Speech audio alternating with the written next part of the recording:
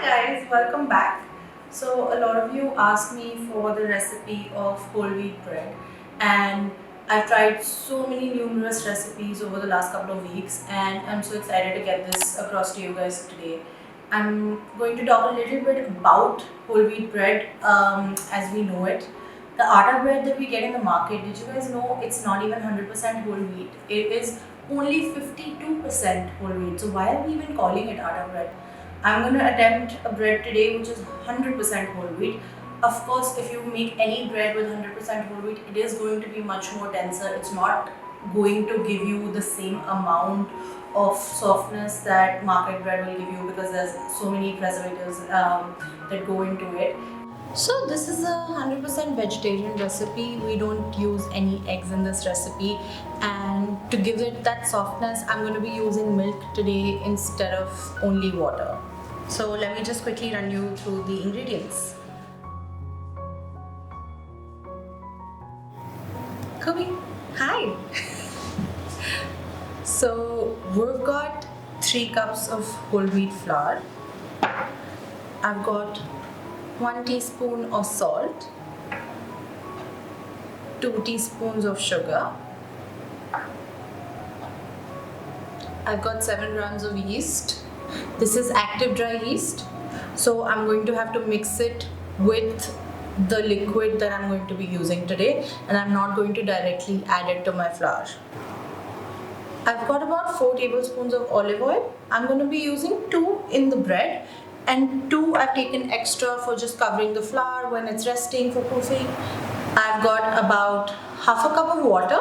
We're going to see how much we really need to use it. If we need more water, we can take more water as well. I'm going to start off with half a cup of water. And I've got about 1 cup of warm milk. Now this is again warm to about 110 degrees Fahrenheit, which is the ideal temperature you need for the yeast. And how you know it is warm enough is when you put your finger in the water and it doesn't feel too hot. It should be warm, it shouldn't be hot. Let's start. Okay, so now let's start with blooming our yeast. I've got some warm milk and I've added the water to it, and both of them now are at a blood temperature sort of a heat. So if I put my finger in, I washed my hands, it's not that hot and my finger is able to take that temperature, which means it is the perfect temperature, right? So we add our sugar to this and give it a good mix. Sugar is the food for the yeast. So at any given point of time, you always want to add some sweetener. If you don't want to add sugar, some people even add honey to this. Check the temperature again. So it's still warm. And I'm going to sprinkle the yeast on it. We don't want it to clump any one particular place. So I sprinkled it. And now I'm going to mix it.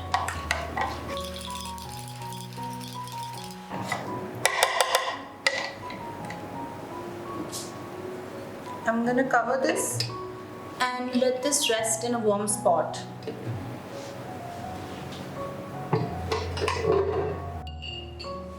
Meanwhile, I'm going to add the salt to my flour, and I'm also going to add half of the oil that I had taken.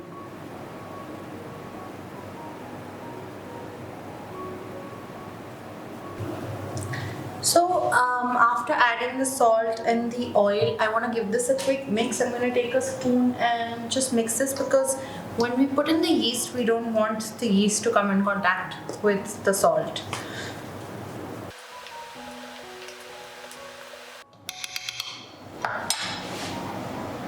I had put the yeast in a warm spot in the kitchen and it has bloomed. So how we know it has bloomed is that right on top it has some sort of frothing. This took me about 10 minutes. Depending on the temperature at your house, it may take lesser or more. You just have to keep a lookout to know when it is bloomed. If now your yeast has not bloomed, either you wait for another couple of minutes. If it still hasn't bloomed, I would request that you discard the batch and start afresh, because if you put yeast which is not bloomed into the flour, the bread is never going to rise. So let's get this in here.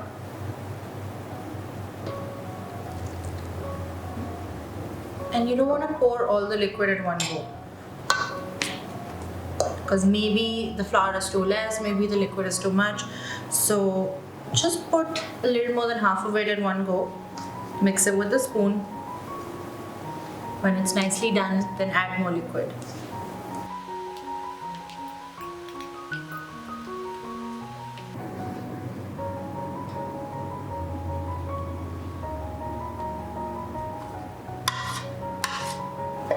So now I've put all my liquid in, which was 1 cup of milk and half a cup of water. At this stage, if you feel like you need to add more flour or more water, feel free to do that. But before that, I recommend that you knead it for a good 5 to 10 minutes, and then you will know if you need more flour or more water. So I'm gonna get rid of the spoon now and start kneading this by hand.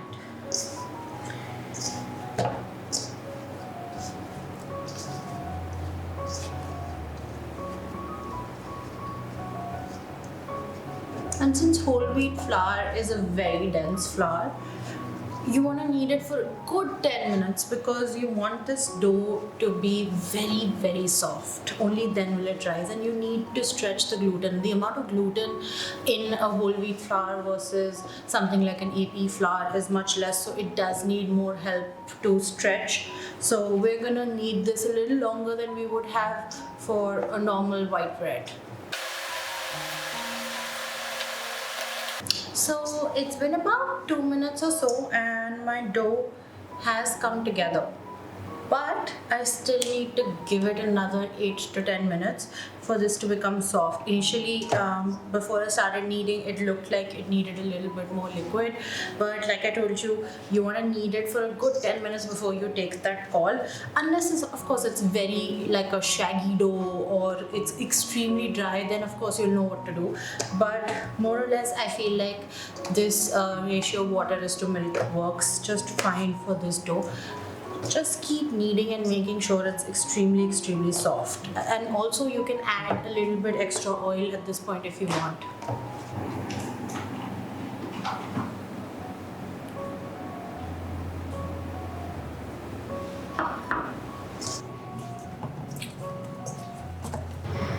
So I've been kneading this for 10 minutes and it's become really soft. So I'm going to leave this to proof in a really warm spot in the kitchen. As you can tell, this is perfect. I'm also going to cover it with oil so it doesn't form a thick skin.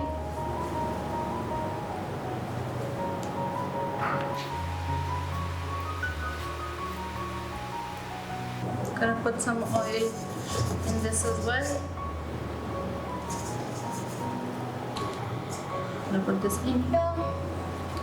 Take a wet kitchen towel and cover it and leave it to rest. Let the magic happen. 1 hour later. So it's been about an hour, 15 minutes or more, and how much it takes your dough to rise, it's going to depend on what is the temperature in your kitchen. I have also covered my dough with some cling film and then with a towel. This helps prevent the air touching the dough, because the air is the enemy of the yeast. This is risen beautifully. I'm just going to shape it now. Not too much kneading. I don't want to punch it. I don't want to take the air out of it. I just want to shape it.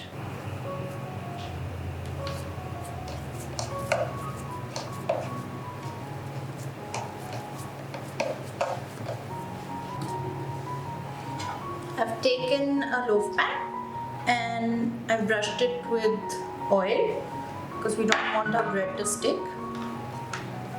Now with the seam side down, I'm just going to place it and gently just stretch it till the edges. We don't want to pull it. It'll automatically fill up the space. And I'm gonna give it a generous brushing of oil.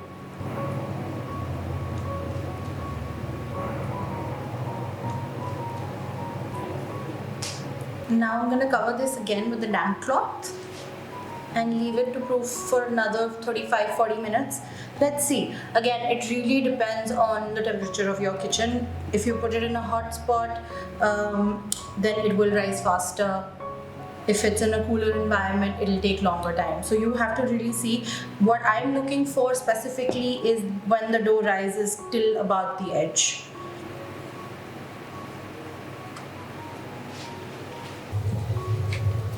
So the second proofing is done, and now I'm going to put it in the oven at 180 degree for about 35 minutes.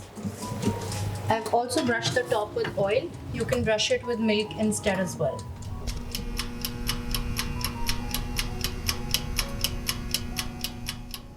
So we've got this out from the oven and I let it rest for at least 15 to 20 minutes. You don't want to cut extremely hot bread. So now just take a knife and run through the edges.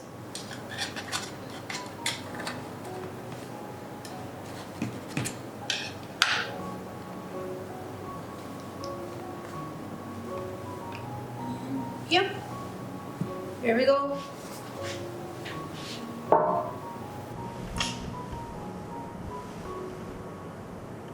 Now I'm gonna cut it.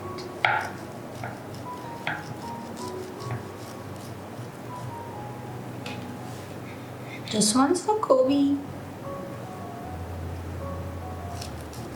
And this one's for me. So this has come out so soft. And even the loaf, you can see it's extremely soft.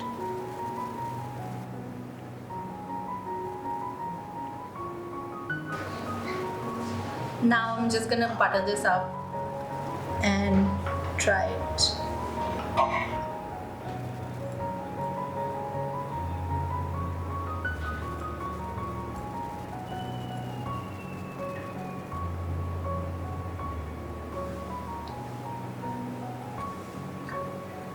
Wow, that is really soft. That's crazy how soft this is. And perfectly healthy. For the main bread, we only used 2 tablespoons of oil. We didn't add any preservatives. And this is so soft. And this is so easy. I can totally bake this every day. We don't need to buy bread anymore.